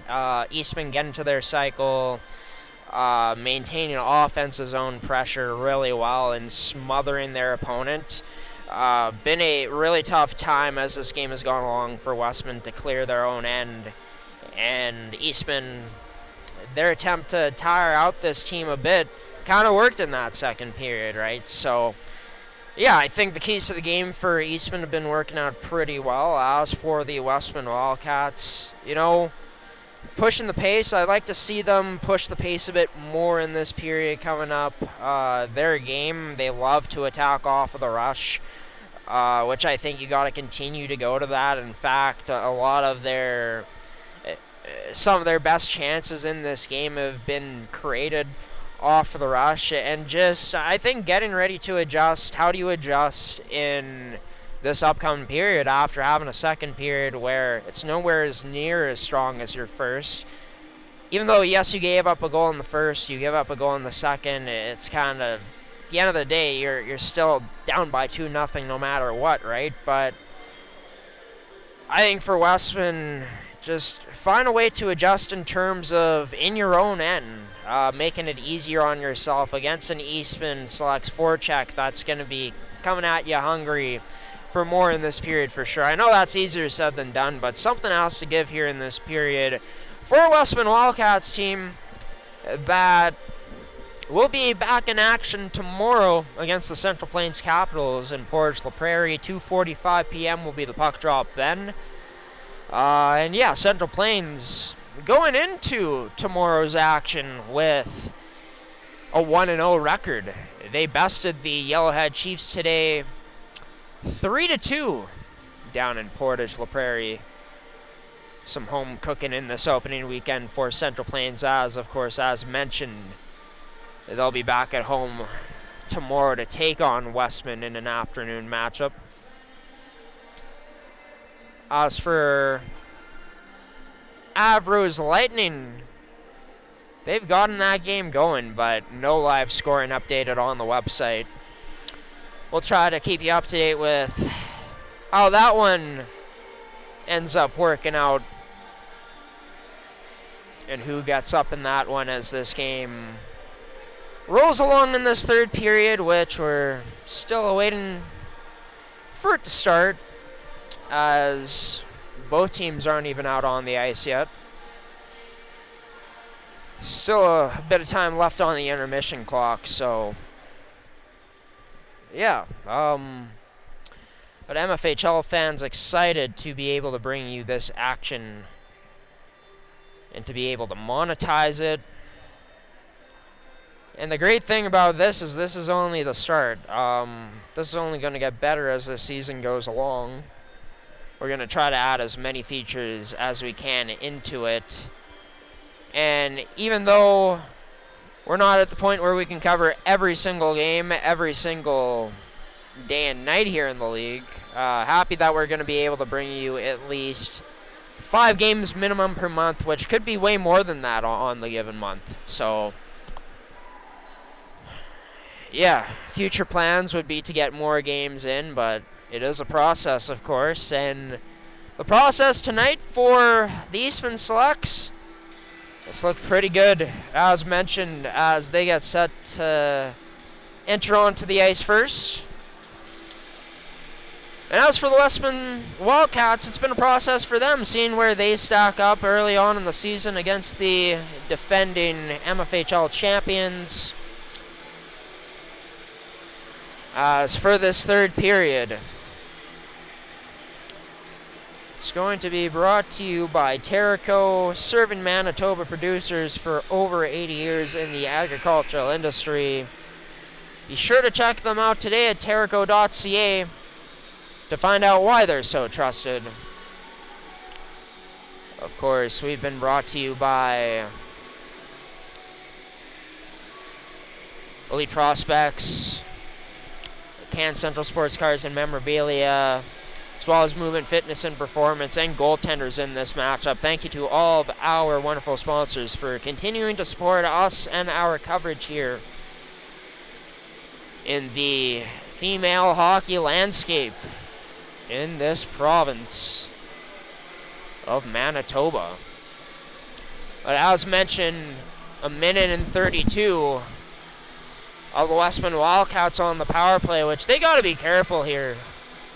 Another late exit out onto the ice,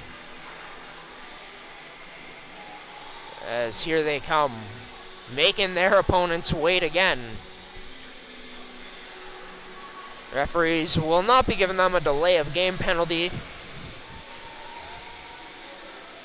but definitely interesting. Twice that's happened.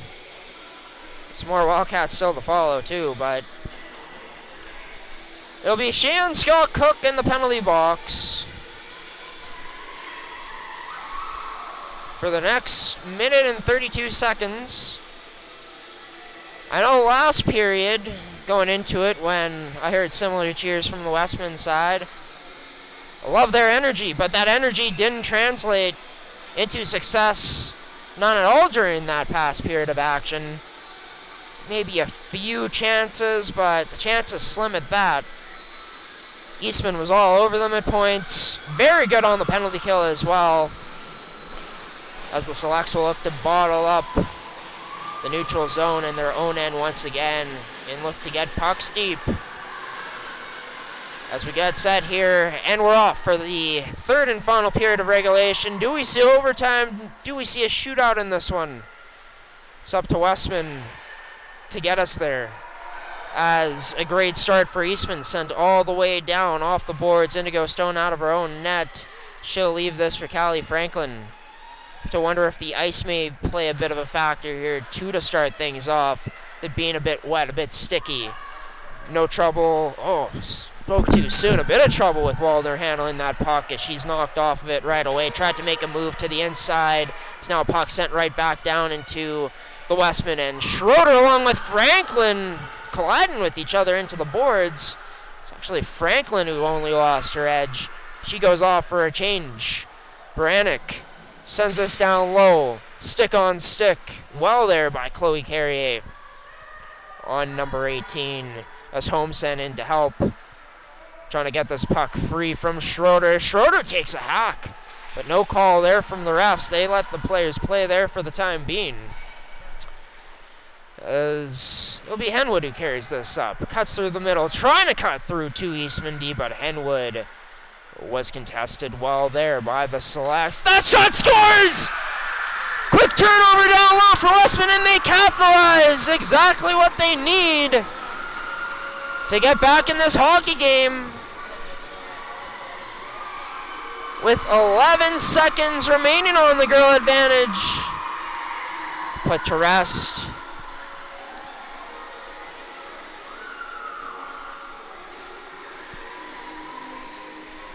As that goal brought to you by Terrico. Starts with that drive into the zone. Henwood fending off players. Might have been Astle, but whoever it might have been for the Westman Wildcats. Able to establish the zone. They hunt the puck near the front of the net and potentially hear new life for this Westman Wildcats team at the start of this third period. A lot of game left. It was brought to you by Terrico, that goal.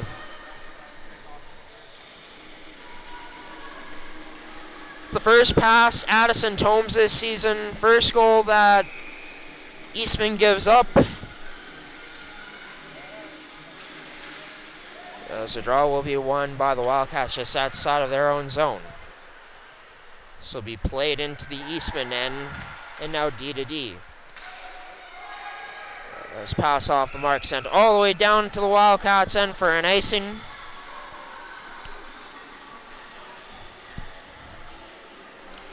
The power play for Westman coming through big time. Maybe that'll start to get things rolling for them on the girl advantage. Expect for this Westman Wildcats team, maybe if they don't get the most chances on net, expect for them to compete hard and continue to skate with this Eastman team as this game goes along, as Kirkup on the bench. Giving her players a pat on the head.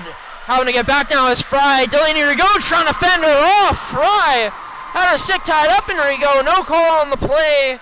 The refs deeming it a clean play. As for Rigaud, back on it, tries to send it up to safety to a teammate, but cut off right away by the Westman Wildcats. Hubernick sends this in deep. And what a back check there from number 2 in Ivy Fry. On last year's Selects leading point getter. This whipped into the middle for Ivy Perkin, but couldn't catch that puck. It's Beavis who sends it back down low into the Wildcats end. Tie up along the boards. Allows for Sophie Remillard to gain possession of this puck. She sends it down. Vita Schneider. Schneider across to Baranek, who plays it to Henwood. That pass in between the skates of Waldner, couldn't handle it as Emily Carrier couldn't get to that puck. Nice job by Snyder to disrupt her.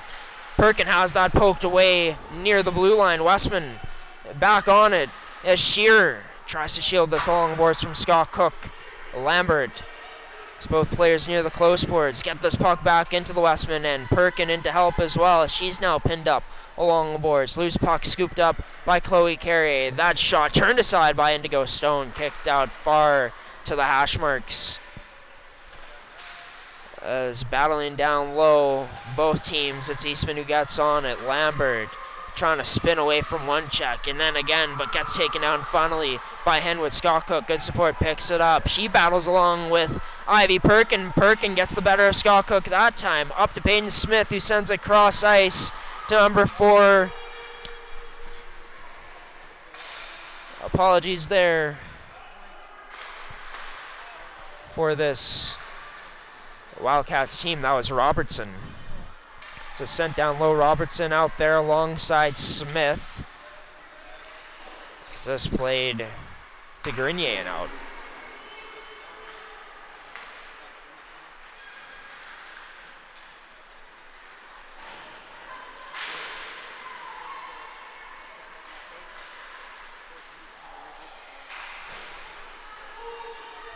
Puck sent back in. to the Westman end as they go D to D. As that turned over, now high slot, but a penalty coming up in the Westman end. 2 minutes for a hooking penalty.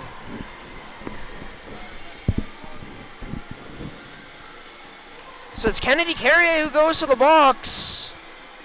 Trevor Hildebrand not happy at all. So we got to look there at the Selects bench boss. Another chance for Westman on the power play. Wasn't the prettiest setup last time, but finally a power play goal on an area of their game that has otherwise looked pretty porous tonight. As Perkin tries feeding this to the slot, almost threaded it through to Holmson, but unable to. Battling down low. This is Select who gets this free, plays it D to D down low, and it's sent out.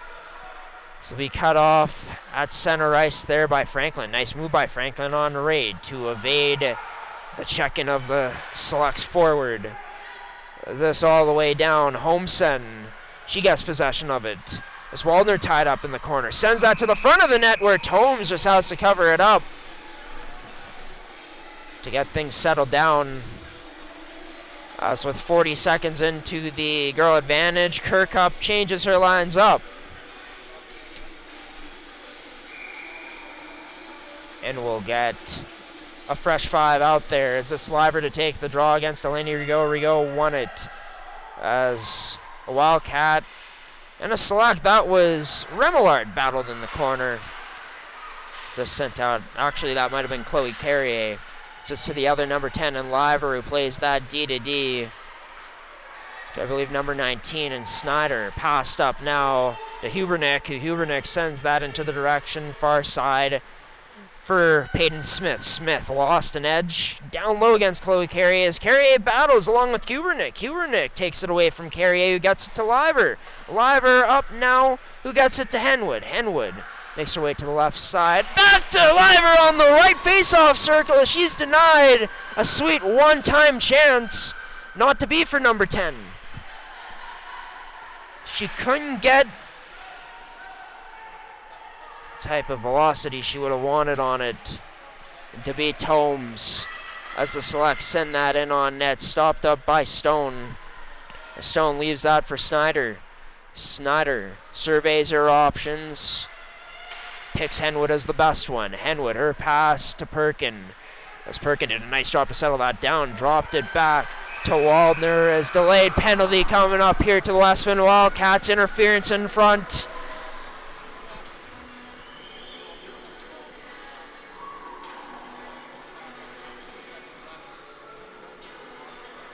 So it will send Eastman to the power play coming up here in 2 seconds. We will leave Terrico on the screen with that taken into account.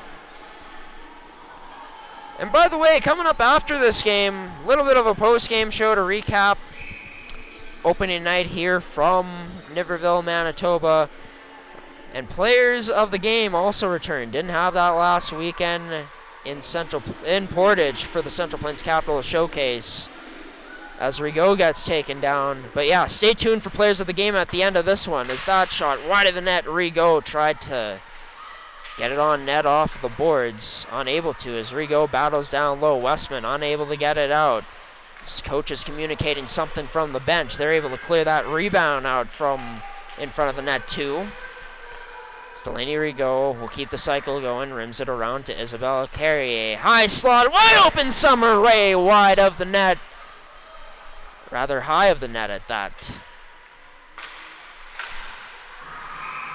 As that shot deflects and goes out of play. But the pressure palpable there from the Eastman Select side. They do such a good job of working it to the outside, and their purpose is to always play that waiting game, see if anything opens up by cycling it like that. Moving around really well as they do. Able to manipulate the PK coverage pretty darn well a lot of the times, as we see here. Puck possession strong for the Selects. with over a minute gone in their power play. Beavis tried to find someone backdoor, no one there. Isabella Carrier was below the goal line. It gets to Delaney Rigaud, who emerges from below the goal line. To Isabella Carrier. Carrier, shot scores!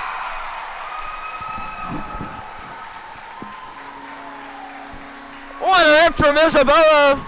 Makes it 3-1 for the Selects. A power play goal.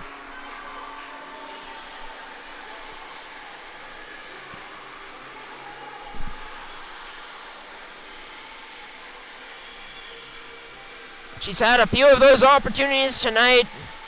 From my memory, she's had most of them blocked, but that time around, able to thread that through. A perfect shot placed over the right shoulder of Indigo Stone. Borderline bar down as well, as I heard a ping on its way in. And on that goal, brought to you by Terrico.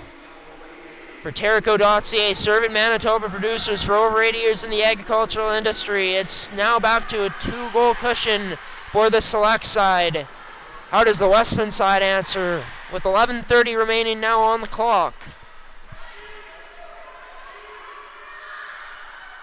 As Franklin has to chase this down in her own end.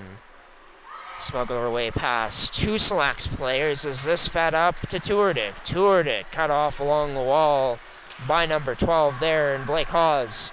This gets loose to Henwood, who Henwood backhands this and knocked down well by a legal stick there by Normando.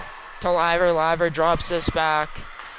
So number 18 in Bernick went D-to-D, fed up now to Robert Sunu. As the puck went off her stick, chases this down against Sophie Remillard. Remillard played it quickly to Normando. Normando has that cut off along the wall as both teams battling to try to get this free. It's Eastman who does. Rim around too far for Emily Carrier that time. Nice job by Snyder to activate up into the play too. Snyder's actions allow for this puck to stay in the end, as that should have been called an offside. Referees missing it. Eastman's side absolutely livid here in the crowd. As we play on back into the Westman end. They try to flip it out, but nothing doing there as Peyton Smith couldn't get it past Chloe Carrier. Select there lost a stick. That was Lambert. Westman works it up now as it's Peyton Smith being hounded on the back check by Scott Cook. That illegal play with their stick this time allows for Eastman now to work this out. And back into the Westman end as Cadence Mann, first one on it. Hounded on the forecheck there by Kennedy Carrier. Puck worked up the near side wall, but still below the ringette line. It gets to Perkin. Perkin sends that cross ice to Waldner. Tried to chip it past Haas, but great defensive stick there from 12 to get this back into the Westman end, where Mann searches for answers to break this out again. Turned over down low. It's Grenier on the puck. Keeps this down low. Scott Cook taken down in the slot. The refs let them play on again. As top line for Westman looking to make some magic happen.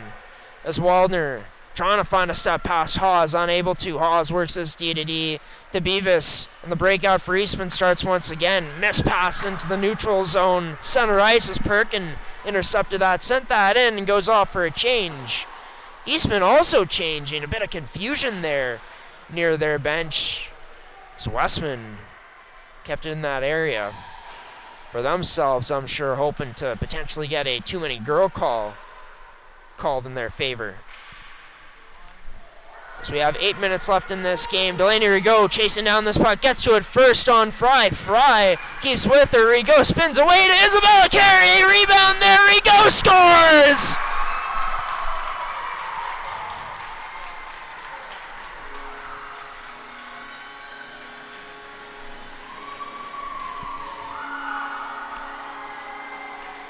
Pressure mountain in front of Indigo Stone. Delaney Rigaud swoops in, scoops up that rebound off of a heavy shot yet again from Isabella Carrier. This time, instead of picking the corner for herself, it creates a rebound. That allows for Delaney Rigaud to come in, nose for the net, and give this Eastman Selects side their biggest lead of the night so far. As that goal brought to you by Terrico. With just over 8 minutes remaining. In a game where we're close in shots, 23-16 in favor of the Eastman Selects. It's been Eastman who's taken over in this period, scoring 2 unanswered after having their once 2-0 lead cut into a 2-1. Westman capitalized on the power play near the start of this period, but that now long ago. So Selects team, like in the first and second, just have gotten better and better as the period has transpired. So that goal, by the way, brought to you by Terrico, serving Manitoba producers for over 80 years in the agricultural industry. It's 4-1 in favor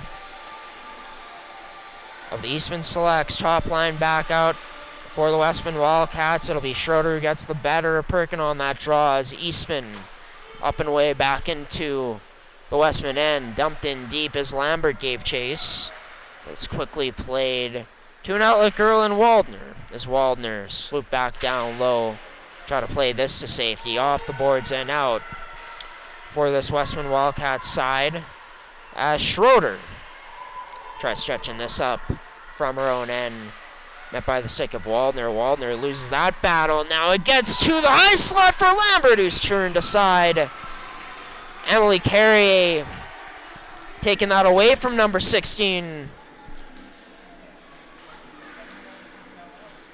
And Lambert with a great chance in the slot. With 6:57 remaining. And Eastman ain't going to sit back either. They'll keep coming at you until the very end. Can Westman somehow find a way to find a gear in this game that they haven't been able to yet find? So, of course, it's a long 28-game season. This is opening night. It gives you a feel of what your team needs to work on, improve on moving forward. And of course, even though you go 4-0 in a preseason showcase just a weekend ago, it's a new level. It's a new season now. As great as that tune-up was, as Franklin gets taken down in her own end in the corner. No call from the refs here as Scott Cook pinned up along the boards now by Liver. As Franklin, she gives a few cross-checks to Kennedy Carrier. Puck at the side of the net, trying to get it free, and they do, or the Eastman Selects, as this remains below the goal line. Now, just before the ringette line, far side. As Westman able to get it back again. Scooped up by Mann. This Mann tries to shield this on the backhand. Turned it over right away to Isabella Carrier. So this gets through the neutral zone. Back on the stick of Delaney Rigaud as Rigaud down the right side. Draw pass to Isabella Carrier. Carrier takes it around the net. That shot from a sharp angle denied by Stone. Rigaud struggled to get the rebound initially, but now gets it and gets it up free to Sophie Remillard. That shot almost through some traffic, but unable to get through. So it's turned up the other end of the ice by Westman, but turned over once again. Delaney Rigaud, her shot blocked by Ivy Fry. Fry, nice job to get into the lane. Picked up by Baranek down low. Played it to Waldner as Waldner trying to fend off Hawes. Also has another select to deal with up that wall. As Holmson in for support. It's to Ivy Fry. As Fry across to Snyder. Snyder flips us up. Rather, that's Baranek, who goes off for a change now. No icing call on the play. Holmson giving it her all on the forecheck to try to get this puck, but Eastman got to it first. Sophie Remillard, a quick pass to her D partner, and Remillard gets it back. Near side to Lambert. Through the middle to Ray. Almost a collision there from a few Eastman players, but they're able to get out of it and send it in deep. Lambert, good hustle on the forecheck. Forces a turnover. Far side, down low. It's Emily Carrier off the boards, uses it as her friend to Beavis as that shot can't get through. Rebound there for Chloe Carrier. Indigo Stone can't find it, but the whistle blown dead. As Eastman all over it again in front. Now up to 26 shots.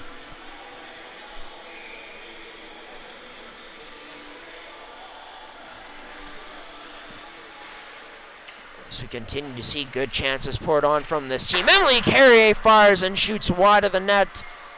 Looking for her second of the night. What a debut that would have been for the rookie.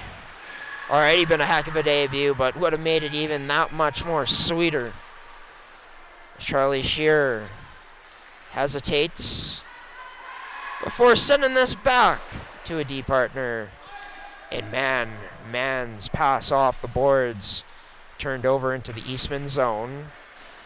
As Beavis down below gets this over to Chloe Carrier. Carrier over to Beavis. Beavis up the far wall to Grenier, but Grenier was cut off right away. It's now over to Lambert. Lambert near side sends that in deep off the boards. So it's down back into the Westman end. Westman trying to stretch the ice, but Hubernick couldn't cradle that pass in. Sophie Remillard almost lit up there at center ice by Tourdick. Tourdick gets it back and sends it to Hubernick. Hubernick tries to dangle through, but cutting her off well on the back check was Shan Scott Cook. Scott Cook, one girl wrecking crew, has a girl with her, two and Grenier, 2-on-1. Scott Cook decides to shoot it, goes wide of the net. As Grenier looked to be wide open, Scott Cook looked to be a bit more selfish that time around. What an effort by her to get it into the zone. She gets it back, this time into the high slot for Carrier as Kennedy Carrier turned aside. Scott Cook has some words for some Wildcats afterwards.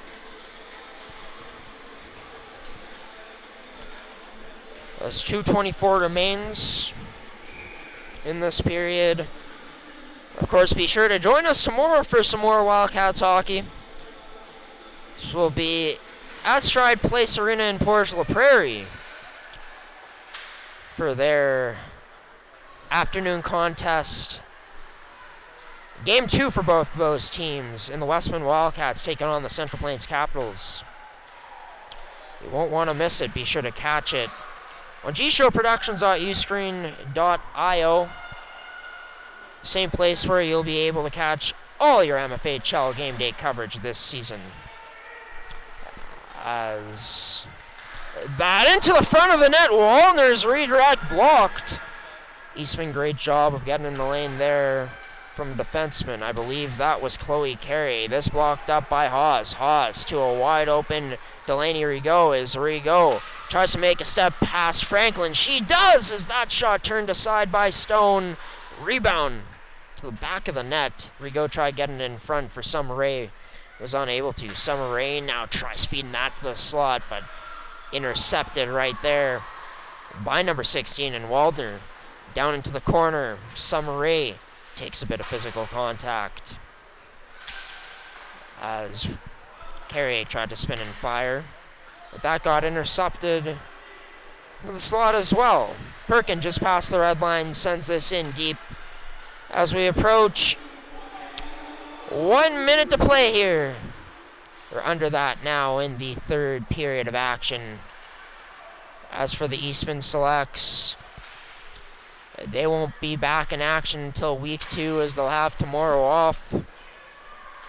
And everything you expect out of a group like this tonight pretty much delivered in terms of what your expectations are for an opening night game. You want to see the potential on display. You want to see that execution. And you want to see this team come out and play as advertised. That's exactly what Eastman did here tonight. Got better and better as each period went along. Got to their cycle game. What they do so best. Made it really easy on their goaltender in Addison Tomes. And when Tomes needed to, she came up with big saves in this matchup. And in this one, the Eastman Selects showing the Westman Wildcats Who is boss? As it'll be a 4-1 final to open up this regular season for the Eastman Selects. Shots were 28-17. Addison Tomes records the win. Shan Scott Cook, busy in tonight's action, had the opening goal of the season in the penalty box a few times. She made an impact in more than one way in this one.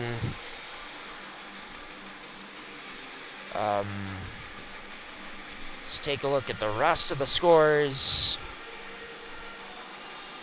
Delaney Rigaud, Isabella Carrier coming through in this period. Emily Carrier with the goal in period number 2 to put this team up 2-0. And for Westman, it looked like maybe at the start of this period they had a chance to maybe tie this game up. They worked back into the game, cutting into the 2-0 deficit on the power play to get it to 2-1, but Eastman just found a way to turn it up once again after that. And for Westman, even though they had some decent chances, overall not the quality that you're going to expect to get away with and come out with a victory, right? Thought that, yeah, for Westman, like, they got a lot of things to like, I think, moving forward. I think Indigo Stone played solid in this game. She makes 24 stops on 28 shots against. That first line was absolutely buzzing. And then the rest of the depth started to create more opportunities throughout the game. In fact, it was the second unit that wasn't the Perkin, Waldner, and Holmeston unit that ends up scoring on the power play, right? So I think that Carissa Kirkup has to like that from her group. Has to like the fact that, you know, her group didn't quit in this game. She was able to get big stops from her goaltender. They had some good offensive zone times at points. It's about building consistency and going through this process, right, in terms of getting where you want to be, which is building towards playoff hockey, which will happen more and more as this season goes along and we play more games. But Westman getting a taste of what the best may look like in the MFHL tonight, as Eastman absolutely loaded at all positions, just kept attacking and attacking. Had most of the offensive zone time.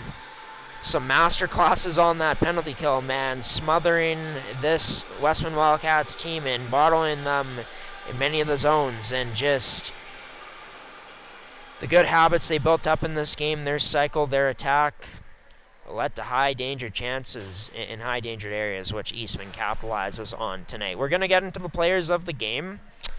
For the Westman Wildcats, I think tonight we would give it to Peyton Smith. Peyton Smith ends up coming away with the only goal in this game. I thought that Peyton had a hard-working game. Was one of the players outside of that top line for Westman that was able to create some good chances in this one, and of course being rewarded going to the danger zone in the Eastman end and putting it home to cut into the 2-goal deficit at the time. Player of the game for the Westman Wildcats brought to you by Elite Prospects in this losing cause today, or tonight as I should say. Elite Prospects, your most informative hockey player database on the web today. Be sure to check them out at eliteprospects.com. As for Can Central Sports Cards and Memorabilia, player of the game, yeah, we'll go with them tonight. So we may be switching these up as the season goes along. But for the Eastman Selects, I think, in my opinion, Shan Scott Cook for me is player of the game tonight. Exactly how I remember her in terms of watching her play, but maybe even better. Finds herself in a great position on that first goal of the game, her opening goal of the season, to put her team up. And it's not only the things she does with the puck, but the things away from the puck. Just installing herself in every single aspect of this game. Really solid in the face-off circle. Crossed the line a few times with some of her physical plays out there, but hey, that's the risk you'll get in a player, which I think the reward topples that risk, right? Got in the other team's head, got under their skin a bit, Made some really nice passes, too. Made her teammates look nice. And, of course, getting the first goal of the season. Not a bad way to start off at all. Shan Scott Cook is your play of the game for the Eastman Selects. Brought to you by Can Central Sports Cards and Memorabilia, Winnipeg's premier sports cards and memorabilia store. Be sure to check them out today at cancentralsportscards.com. We'll be back tomorrow, MFHL fans, for Westman and Central Plains. The Capitals look to move to 1-0, or to move to 2-0 after going 1-0 today, and Westman looks to even up their record after going 0-1 after night one, with the loss to Eastman, beating Westman 4-1. Thank you to everyone who tuned in and chose G-Show Productions on gshowproductions.uscreen.io. Check out tomorrow's game if you can. It'll be $7 once again, with money going back to the league, or even look at subscribing to our monthly or yearly plan. Thank you to Can Central Sports Cards and Memorabilia, Elite Prospects, Terrico Goaltenders, and Movement Fitness and Performance for sponsoring this edition of MFHL Game Day. The defending champs, the Eastman Selects, open up their title defense with a 4-1 win tonight. It's been Graham the G-Show Forsyth, along with the rest of our G-Show Productions crew, saying good night, everybody. Thank you for choosing us once again, your home for MFHL hockey, again, in 2025-2026. 4-1, Eastman takes down Westman tonight. Good night, everybody. Thanks again for watching.